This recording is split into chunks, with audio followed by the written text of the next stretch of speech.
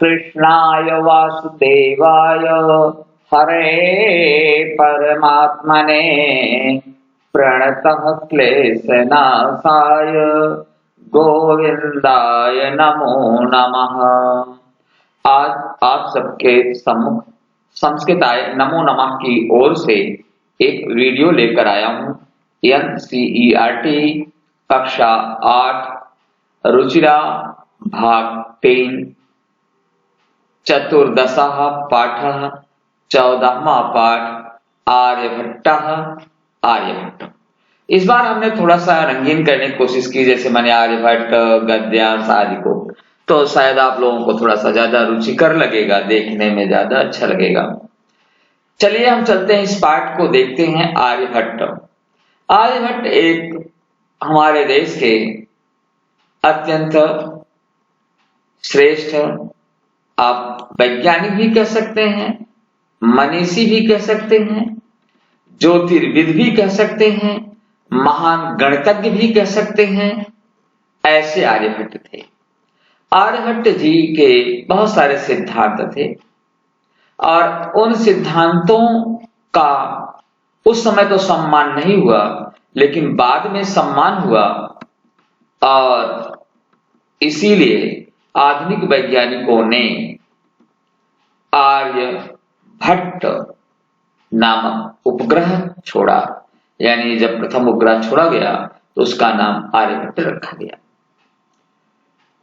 इन्होंने ही यह सिद्ध किया कि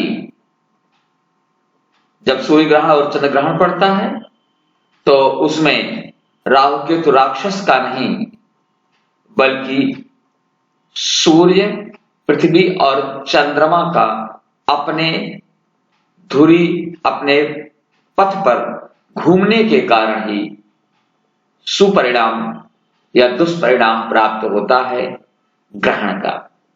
आइए आज हम इस पाठ को पढ़ते हैं और इस पाठ के बारे में पूरी जानकारी प्राप्त करते हैं। पूर्व दिशायाम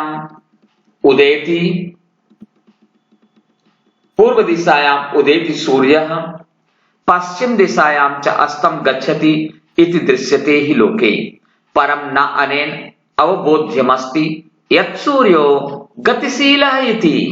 सूर्यो अचलः पृथिवी च चला या स्वकीयम् अक्षे घूर्णतीति। साम्प्रतं सुस्थापितं सिद्धान्तोऽयं प्राथम्येन प्रवर्तितः सः आसीत् महान गणितज्ञः ज्योतिर्विद आर्यभट्ट। पूर्व दिशायाम उदेति, पूर्व दिशा में उदय होता है। पश्चिम दिशायाम च अस्तं गच्छति, और पश्चिम दिशा में अस्त को जाता है या अस्त होता है। इति दृश्यते ही लोके, ऐसा संसार में दिखाई देता है। परम न अनेन अवबोध्यमस्ति यत् सूर्यो गतिशीलः इति। परम माने परंतु, न माने नहीं, अनेन माने इससे, परंतु से यह नहीं जाना जा सकता। अवबोध्यम अस्ति, अवबोध्यम अस्ति, यह नहीं जाना जा सकता कि सूर्यो गतिशीलः अस्ति, सूर्य गतिशील है। सूर्यो अचलः, सूर्य अचल है। पृथ्वी च चला, और पृथ्वी चलायमान है। यह स्वकीयम अच्छे घूर्णति, जो अपने अक्ष पर घूमती है। सांप्रतम सुस्थापिता सिद्धांतः, इस समय यह सिद्धांत स्थापित हो चुका है। सिद्धांतोऽयं प्राथम्येन प्रवर्तितः, यह सिद्धांत सर्वप्रथम या यह सिद्धांत सबसे पहले एन, जिसने प्रवर्तितः स्थापित किया, प्रवर्तित किया, सह आसीत महान गणितज्ञ ज्योतिर्विद आर्यभट्ट। वे थे महान गणितज्ञ ज्योतिर्विद आर्यभट्ट। एक बार पुनः देखें। पूर्व दिशायाम उदेति सूर्यः पश्चिम दिशायां च अस्तं गच्छति इति दृश्यते हि लोके, परम नानेन अवबोध्यमस्ति यत् सूर्यो गतिशीलः इति। सूर्यो अचलः पृथ्वी च चला या स्वकीयम अक्षे घूणतीति साम्प्रतं सुस्थापितः सिद्धान्तः सिद्धान्तोऽयं प्राथम्येन येन प्रवर्तितः सः आसीत् महान् गणितज्ञः ज्योतिर्विच्च आर्यभट्टः। भावार्थ लिखा है, सूर्य पूर्व दिशा में उदय होता है और पश्चिम दिशा में अस्त होता है, ऐसा संसार में दिखाई देता है, परंतु इससे यह नहीं जाना जाता कि सूर्य गतिशील है, सूर्य अचल है और पृथ्वी चल है, जो कि अपनी धुरी पर घूमती है। ऐसा सिद्धांत इस समय स्थापित है। सबसे पहले इस सिद्धांत को जिसने स्थापित किया वह थे महान गणितज्ञ ज्योतिर्विद आर्यभट्ट। ज्योतिर्वेद यहां पर आधा ज होता है और हम आधा ज ही लाने का प्रयास करेंगे, प्रयत्न करेंगे कि आधा ज आ जाए। शुद्धता का हम बहुत ख्याल रखते हैं। और वह थे महान गणितज्ञ ज्योतिर्वेद आर्यभट्ट। गद्यांश का दूसरा भाग आप देखें। पृथ्वी स्थिरा वर्तते, पृथ्वी स्थिरा वर्तते इति परंपरया प्रचलिता रूढ़ी तेन प्रत्यादृष्टा तेन उदाहृतम यत् गतिशीलायां नौकायां उपविष्टः मानवः नौकां स्थिरां अनुभवति अन्यान् च पदार्थान् गतिशीलान् अवगच्छति एवमेव गतिशीलायां पृथिव्याम् अवस्थितः मानवः पृथिवीं स्थिरां अनुभवति, स्थिराम अनुभवति, स्थिराम प्लस अनुभवति, स्थिराम अनुभवति। सूर्यादि ग्रहान, सूर्य प्लस आदि ग्रहान, तो सूर्यादि ग्रहान च गतिशीलान वेत्ति। इसका अर्थ देख लें। देखिए, जो भी अर्थ मैं पहले बताता हूं, मैं सीधे अर्थ बताता हूं, उसके बाद में मैं आपको भावार्थ बताता हूं। तो पहले एक एक शब्दों का अर्थ देखें। पृथ्वी स्थिरा, पृथ्वी स्थिर है, रुकी हुई है। पृथ्वी स्थिरा वर्तते यानी है, इति यानी ऐसा या इस तरह से।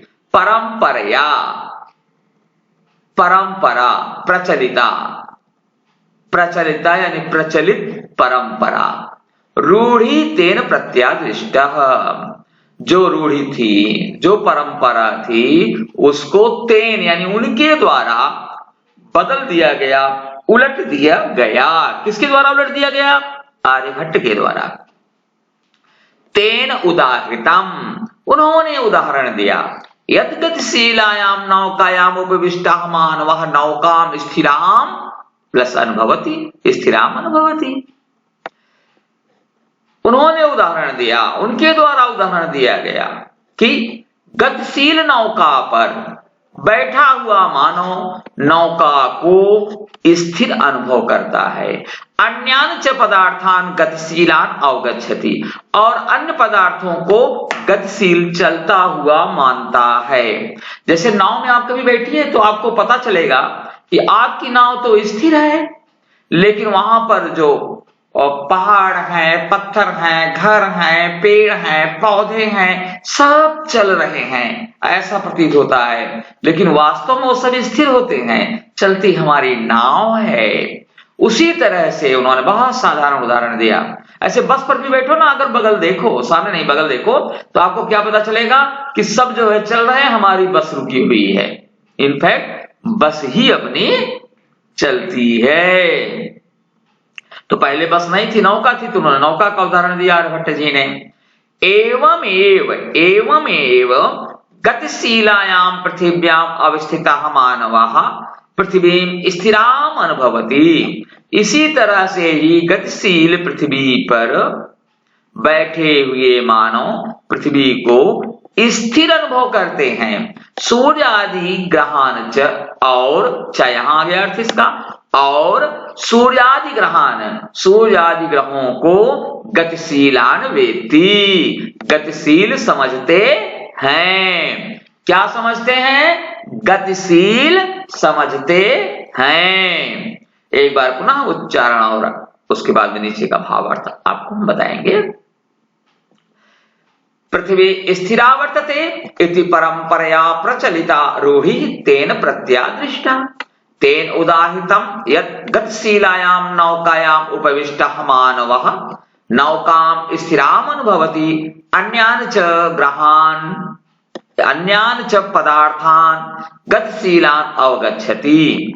एवमेव गतिशीलायां पृथिव्याम् अवस्थितः मानवः पृथिवीं स्थिराम् अनुभवति, सूर्यादि ग्रहान् च गतिशीलान् वेत्ति। भावार्थ क्या?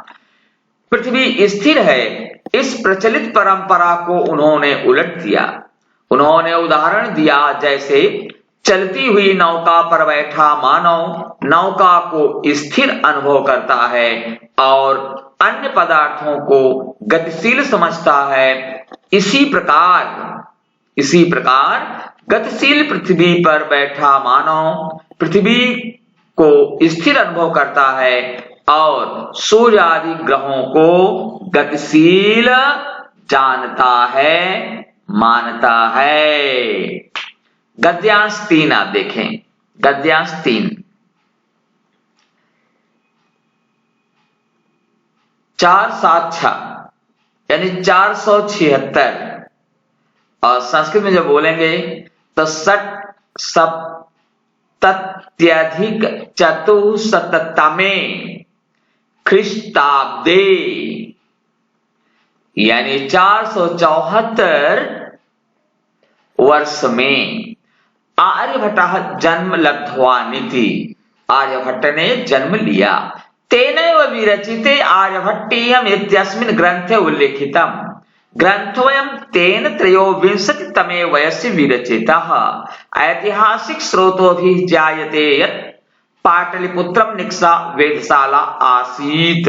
अनेन इदम् अनुमीयते यत् तस्य कर्मभूमि पाटलिपुत्रमेव आसीत्। एक एक शब्दों का अर्थ देखें। 67 वर्षे ख्रीस्ताब्दे यानी 476 वर्ष में आर्यभट्ट जन्म लब्ध्वानिति, आर्यभट्ट ने जन्म लिया। तेन विरचिते आर्यभट्टीयम् इत्यस्मिन् ग्रंथे उल्लिखितम्, उनके द्वारा लिखा गया, उनके द्वारा रचा गया, उनके द्वारा रचा गया जो आर्यभट्टीय ग्रंथ है उसमें लिखा गया है। ग्रंथोऽयं तेन 23तमे वयसि विरचितः। इस ग्रंथ को उन्होंने 23 वर्ष की उम्र में लिख दिया। 23 वर्ष की उम्र में लोग पढ़ाई शुरू करते हैं, लेकिन उस उम्र में इन्होंने उस ग्रंथ को लिख दिया।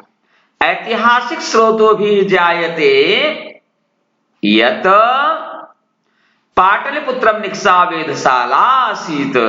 ऐतिहासिक स्रोतों से जाना जाता है कि पाटलिपुत्र के निकट इनकी वेधशाला थी।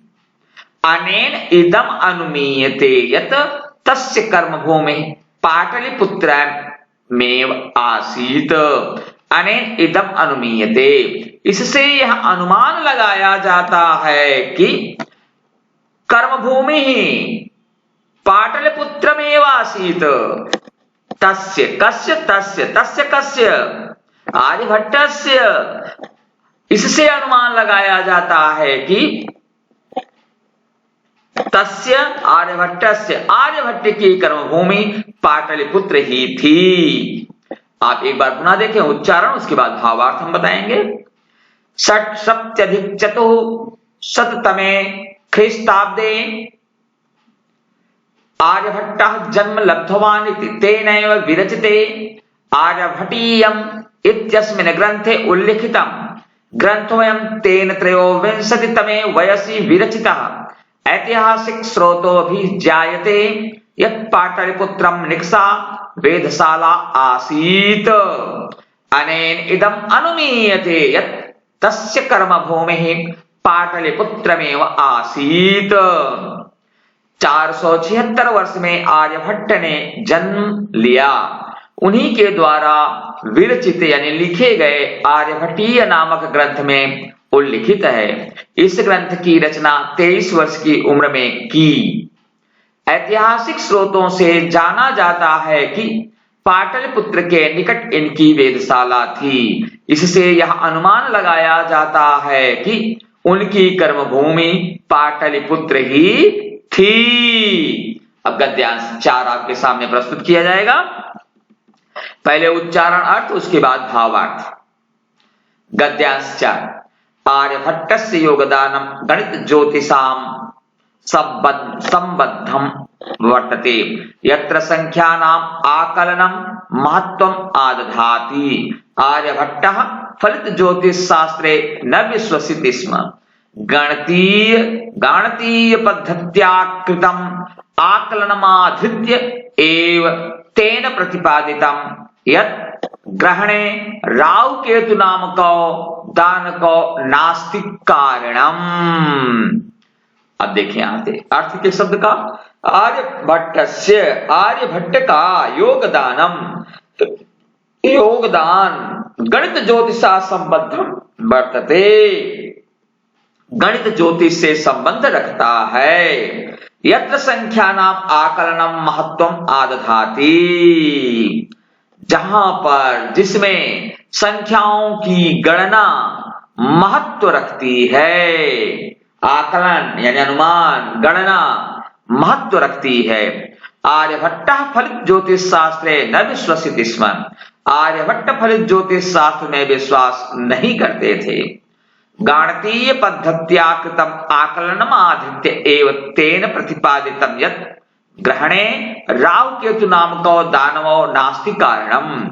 गणित पद्धति का या गणित के तरीके से किए गए आकलन यानी गणना पर आधारित करके ही तेन प्रतिपादितम, उन्होंने प्रतिपादित किया कि ग्रहण में राहु केतु नामक दोनों दानव कारण नहीं है, दोनों राक्षस कारण नहीं है।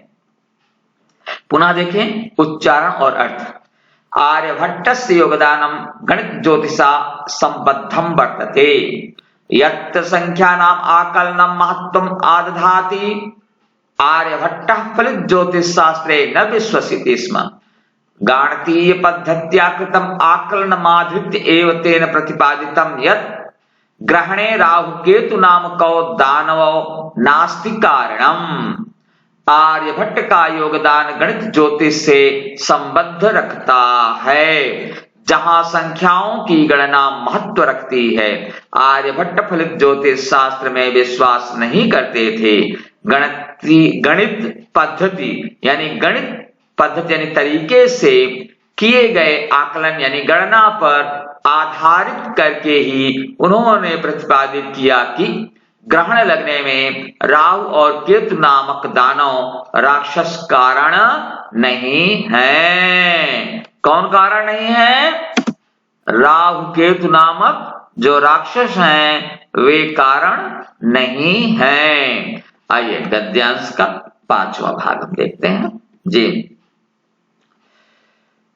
उच्चारण अर्थ, उसके बाद उच्चारण भावार्थ। तत्र, तत्र माने वहां। तत्र तु सूर्य चंद्र पृथ्वी इति त्रीणि एव कारणानि। सोऽयं परितः भ्रमन्त्याः पृथिव्याः चन्द्रस्य परिक्रमापथेन संयोगात् ग्रहणं भवति। यदा पृथिव्याः छायापातेन चन्द्रस्य प्रकाशः अवरुध्यते तदा चन्द्रग्रहणं भवति। तथैव पृथिवी सूर्ययोः मध्ये समागतस्य चन्द्रस्य छायापातेन सूर्यग्रहणं दृश्यते। देखें आप अर्थ। तत्र माने वहां, तू माने तो, सूर्य चंद्र पृथ्वी, सूर्य चंद्र पृथ्वी इति त्रीणि एव कारणानि, ये ही 3 कारण हैं। सोयम परितः भ्रमन्त्याः पृथिव्याः, सूर्य के परितः माने चारों ओर भ्रमण करते हुए पृथ्वी, चंद्र से चंद्रमा के परिक्रमा पथेन, परिक्रमा पथ में, संयोगात परिक्रमा पथ से संयोग से ग्रहणम भवति ग्रहण होता है। यदा पृथिव्याः छायापातेन चंद्रस्य प्रकाशः अवरुध्यते तदा चंद्र ग्रहणम भवति। यदा माने जब, पृथिव्या माने पृथ्वी की, छायापातेन माने छाया पड़ने पर, चंद्रमा का प्रकाश अवरुद्धते माने रुक जाता है, तदा माने तब चंद्र ग्रहण भवति चंद्र ग्रहण होता है। तथैव पृथ्वी सूर्ययोः मध्ये समागतस्य चंद्रस्य छायापातेन सूर्य ग्रहणम दृश्यते। उसी प्रकार से तथा प्लस एव तथैव, एक अय हुआ है, वृद्ध स्वर संधि यहाँ आ गई है, तो तथैव तथा प्लस एव तथैव, उसी प्रकार से पृथ्वी सूर्य के मध्य में चंद्रमा के छायापात पड़ने से आने से सूर्य ग्रहण होता है। पुनः एक बार आप देखें उच्चारण, उसके बाद भावार्थ। तत्र सूर्य चंद्र पृथ्वी इति त्रीणि एव कारणानि सोऽयं परितः भ्रमन्त्याः पृथिव्याः चंद्रस्य परिक्रमापथेन संयोगात् ग्रहणं भवति। यदा पृथिव्याः छायापातेन चंद्रस्य प्रकाशः अवरुध्यते तदा चंद्रग्रहणं भवति। तथैव पृथ्वी सूर्ययोः मध्ये समागतस्य चंद्रस्य छायापातेन सूर्यग्रहणं दृश्यते। भावार्थ, वहां पर तो सूर्य, चंद्र और पृथ्वी ये तीनों ही कारण हैं। सूर्य के परितः माने चारों ओर घूमती हुई पृथ्वी का चंद्रमा के परिक्रमा मार्ग पर संयोग से ग्रहण होता है। जब पृथ्वी की छाया पड़ने से चंद्रमा का प्रकाश रुक जाता है तब चंद्र ग्रहण होता है। वैसे ही पृथ्वी और सूर्य के मध्य समागत यानी आए हुए चंद्रमा की छायापात से सूर्य ग्रहण होता है। अब गद्यांश का छठा भाग आप देखें जी। समाजे नूतनानां विचाराणां स्वीकारे प्रायः सामान्य जनाः काठिन्यम् अनुभवन्ति। भारतीय ज्योतिष शास्त्रे तथैव आर्यभट्टस्यापि विरोधः अभवत्, तस्य सिद्धान्तः उपेक्षितः। सः पंडितं मन्यानाम् उपहासपात्रं जातः, पुनरपि तस्य दृष्टिः कालातिगामिनी दृष्टा।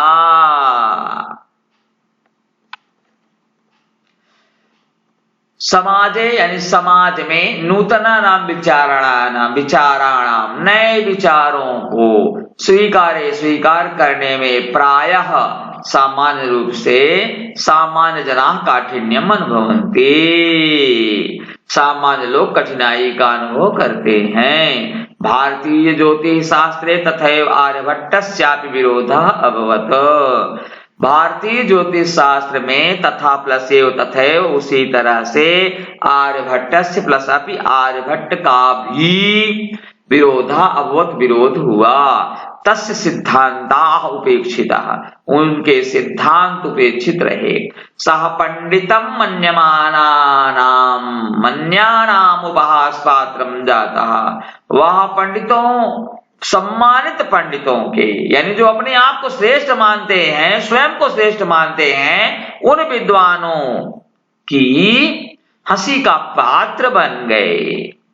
पुनरपि तस्य दृष्टि कालातिगामिनी दृष्टा, फिर भी उनकी दृष्टि समय को लांघने वाली देखी गई। पुनः उच्चारण और भावार्थ आप देखिए। समाजे नूतनानां विचाराणां स्वीकार्ये प्रायः सामान्य जनानां काठिन्यम् अनुभवन्ति। भारतीय ज्योतिष शास्त्रे तथैव आर्यभट्टस्यापि विरोधः अभवत्, तस्य सिद्धान्ताः उपेक्षिताः। सः पंडितं मन्यानाम् उपहास पात्रं जातः, पुनरपि तस्य दृष्टिः कालातिगामिनी दृष्टा। भावार्थ, समाज में नए विचारों को स्वीकार करने में प्रायः सामान्य लोग कठिनाई का अनुभव करते हैं। भारतीय ज्योतिष शास्त्र में वैसे ही आर्यभट्ट का विरोध हुआ, उनके सिद्धांत उपेक्षित रहे यानी अनसुने कर दिए गए। वह स्वयं को श्रेष्ठ विद्वान मानने वालों की हंसी का पात्र बन गए। वह कौन? आर्यभट्ट। आर्यभट्ट किसके हंसी के पात्र बने? जो लोग अपने आप को स्वयं को श्रेष्ठ विद्वान मानते थे उनकी हंसी के पात्र बन गए, वास्तविक विद्वान थे उनके नहीं। फिर भी उनकी किसकी, आर्यभट्ट की दृष्टि समय को लांघने वाली देखी गई। अब गद्यांश का 7वां भाग, ये आपका आखिरी भाग होगा जी। आधुनिकैः वैज्ञानिकैः तस्मिन् तस्य च सिद्धान्ते समादरः प्रकटितः। अस्मादेव कारणात् अस्माकं प्रथमोपग्रहस्य नाम आर्यभट्ट इति कृतम्। वस्तुतः भारतीयायाः गणित परंपरायाः अथ च विज्ञान परंपरायाः असौ एकः शिखर पुरुषः आसीत्। आधुनिकैः वैज्ञानिकैः, आधुनिक वैज्ञानिकों द्वारा तस्मिन यानी उन पर किस पर, आर्यभट्ट पर, तस्य च सिद्धांते और उनके सिद्धांत पर आदर प्रकट किया गया, सम्मान प्रकट किया गया। अस्मात् एव कारणात्, इसी ही कारण से, अस्माकं प्रथमोपग्रहस्य नाम आर्यभट्ट इति कृतम्, हमारे प्रथम उपग्रह का नाम आर्यभट्ट रखा गया या किया गया। वस्तुतः भारतीयायाः गणित परंपरायाः, वास्तव में भारत की गणित परंपरा के, अथ च विज्ञान परंपरा और विज्ञान परंपरा के, असौ यानी वह, एक माने एक, शिखर पुरुषा यानी शिखर पुरुष, आसित माने थे। पुनः उच्चारण और भावार्थ देखिए। आधुनिकैः वैज्ञानिकैः तस्मिन् तस्य च सिद्धान्ते समादरः प्रकटितः। अस्मादेव कारणात् अस्माकं प्रथमोपग्रहस्य नाम आर्यभट्ट इति कृतम्। वस्तुतः भारतीयायाः गणित परंपरायाः अथ च विज्ञान परंपरायाः असौ एकः शिखर पुरुषः आसीत्। भावार्थ देखें। आधुनिक वैज्ञानिकों ने उन पर और उनके सिद्धांत पर समादर, आदर, सम्मान प्रकट किए, इसी ही कारण हमारे प्रथम उपग्रह का नाम आर्यभट्ट रखा गया। वास्तव में भारत की गणित परंपरा के और विज्ञान की परंपरा के वह एक शिखर पुरुष थे। आइए शब्दार्थ देखते हैं एक एक करके। शब्दार्थ। लोके संसार में, अवबोध्यम समझने योग्य, जानने योग्य या जानना चाहिए। अचलः स्थिर या गतिहीन, चलः अस्थिर या गतिशील, स्वकीय अपने, अक्षय धुरी, घूर्णति घूमती है, सुस्थापितः भली भांति स्थापित, प्राथम्येन सर्वप्रथम, ज्योतिर्विद ज्योतिषी, ज्योतिर्विद यहां भी थोड़ी सी, ज्योतिर्विद ज्योतिषी, ज्योतिर्विद ज्योतिषी रूढ़ी, प्रचलित प्रथा या रिवाज, रीति रिवाज, प्रत्यादिष्टा, प्रति प्लस आदिष्टा, प्रत्यादिष्टा यानी खंडन किया, बदल दिया या उलट दिया। ख्रिस्ताब्दे, ख्रिस्त प्लस अब्दे, ख्रिस्ताब्दे यानी ईस्वी में। षट सप्तति 76, वयसी आयु, निकषा निकट, निकषा निकट, वेधशाला, ग्रह यानी नक्षत्रों की को जानने की प्रयोगशाला, आकलनम गणना, आदधाति रखता है, भ्रमंत्याह घूमने वाली की या घूमती हुई की, छायापातेन छाया पड़ने से, अवरुद्धते रुक जाता है, अपरत्र दूसरी ओर, अवस्थितः स्थित, विश्वसित स्म विश्वास करता है, प्रतिरोधस्य रोकने का, पंडितम मन्यानाम स्वयं को भारी विद्वान मानने वालों का, कालातिगामिनी समय को लांघने वाली, समय को लांघने वाली, अभ्यास अभ्यास, एक पदेन उत्तरत, एक पदेन उत्तरत सूर्यः कस्याम दिशायाम उदेति। आप लोगों को मैंने उच्चारण अर्थ बताया, फिर उच्चारण और भावार्थ बताया। अब मैं आप लोगों को अभ्यास बता रहा हूं। एक एक अभ्यास को ध्यान से सुने। एक पदेन उत्तरत, एक पदेन उत्तरत सूर्यः कस्याम दिशायाम उदेति। सूर्य किस दिशा में उदय होता है। आर्यभट्टस्य वेधशाला कुत्र आसीत्। महान गणितज्ञः ज्योतिर्विच कः अस्ति। तो यहाँ पर आप देखें, ये ज्योतिर्वेद, पुनः यहाँ पर आधा जा होता है और पूरा जा हो गया है, अब सही हो गया। ज्योतिर्विच कः अस्ति।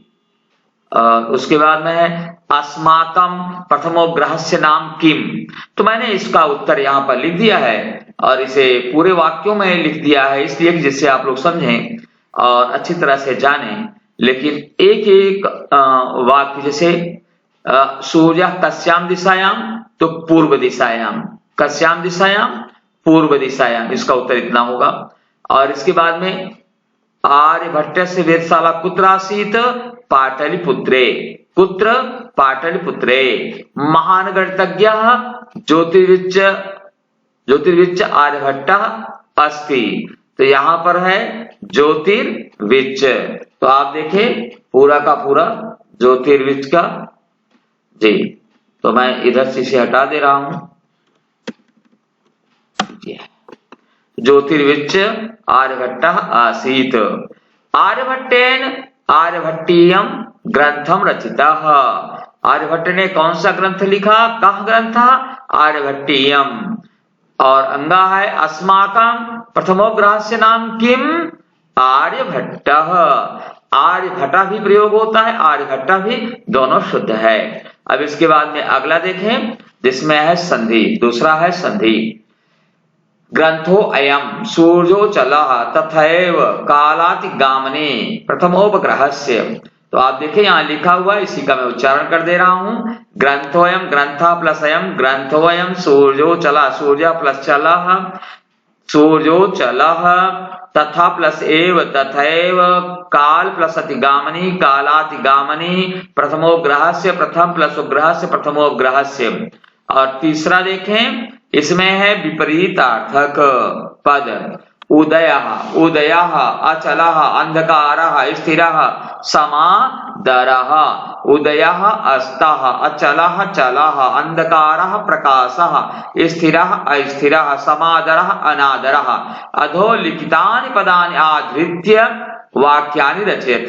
सांप्रतम निकषा परितः उपविष्टः कर्मभूमि वैज्ञानिकः। मैंने वाक्य लिखे, इसको देख लें आप। सांप्रतम, सांप्रतम, सांप्रतम, इसमें ता दो आ गया है। सांप्रतम संस्कृतम पठनीयम। निकषा राजमार्गम निकषा मम गृहम अस्ति। परितः ग्रहम परितः उपग्रहाः सन्ति। परितः माने चारों ओर। सांप्रतम इस समय, निकषा नजदीक, परितः चारों ओर, उपविष्टः बैठा, शिष्यः उपविष्टः अस्ति शिष्य बैठा हुआ है। कर्मभूमि, कर्मभूमि, अस्माकं कर्मभूमि भारतम अस्ति। हमारी कर्मभूमि भारत है। वैज्ञानिकः आर्यभट्टः श्रेष्ठः वैज्ञानिकः आसीत्। आर्यभट्ट श्रेष्ठ वैज्ञानिक थे। अब है रिक्त स्थानों की पूर्ति। मंजूषातः पदानि चित्वा रिक्त स्थानानि पूरयत। नौका पृथ्वी तदा चला अस्तम। सूर्यः पूर्व दिशायाम उदेति पश्चिम दिशि च अस्तम गच्छति। माने रिक्त स्थान पर अस्तम होगा। सूर्य अचला पृथ्वी च चला। यहाँ है पृथ्वी स्वकीय अक्षे घूर्णति। यदा पृथिव्याः छायापातेन चन्द्रस्य प्रकाशावरुध्यते तदा चन्द्रग्रहणं भवति। नौकायाम् उपविष्टः मानवः, मानवः किम? नौकायाम् उपविष्टः मानवः किम? नौकाम स्थिराम अनुभवति। नौका, नौका स्थिराम अनुभवति। किसको? रुका हुआ मानता है नौका को। तो देखिए उत्तर भी लिखे हुए हैं, उत्तर का मैं उच्चारण कर दे रहा हूं। सूर्य पूर्व दिशायाम उदेति पश्चिम दिशायाम च अस्तम गच्छति, सूर्याचला पृथ्वी च चला, पृथ्वी स्वकीय अच्छे घूर्णति, यदा पृथिव्या छायापातेन चंद्रस्य प्रकाशावरुध्यते तदा चंद्रग्रहणं भवति, नौकायाम उपविष्टः मानवः नौकाम स्थिराम अनुभवति। नौकाम यहाँ पर नौकाम बनेगा, नौकाम में माँ और लिख देते हैं, ये माँ नौकाम। और यहाँ पर भी जहाँ आया है यहाँ भी होना बहुत जरूरी है, ये नौकाम